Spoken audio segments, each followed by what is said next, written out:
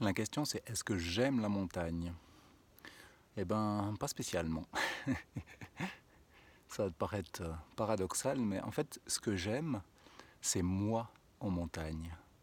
C'est ce couple, c'est ce mix-là que j'aime. C'est pas uniquement la montagne. Tu sais, je parle souvent de la différence entre faire de la montagne et être en montagne. Pour moi, c'est une différence qui est fondamentale.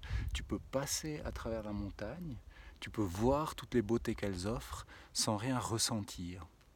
Mais à partir du moment où tu es en montagne, où tu vis la montagne, où tu vibres la montagne, tu vas commencer à ressentir des choses à l'intérieur. Les endroits, c'est pas que visuel, c'est vraiment en termes de sensations, en termes de waouh, enfin, ce genre de choses qui s'expliquent pas tellement avec les mots. Et du coup, ça devient plus seulement une histoire de montagne, mais ça devient une histoire de ce mix justement entre toi et la montagne. Et vraiment par rapport à ce que tu peux vivre en montagne, ce que tu peux ressentir en montagne. Donc c'est ça que j'appelle être en montagne. Et la montagne, ça t'aide à vraiment sentir cette vibration, à vraiment sentir ce qu'il y a de vivant en toi quelque part, et à l'intégrer pas seulement en montagne, à rester plus au contact de ça, de cet être plus authentique quand tu es hors de la montagne. Donc petit à petit, cette montagne, elle devient intégrée quelque part en toi et c'est ce que tu vibres au quotidien. Et ça, c'est juste top. Et c'est ça que j'apprécie beaucoup.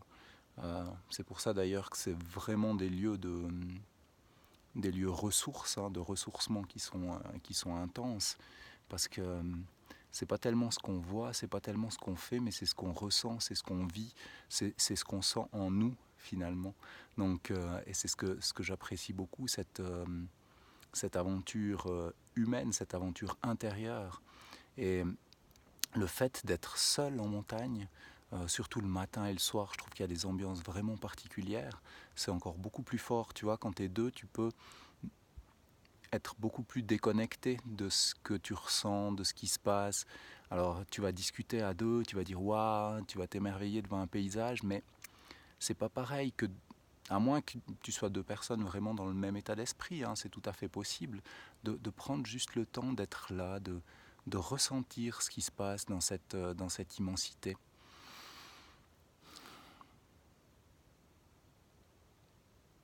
Ouais, de le vivre au plus profond de toi, quoi.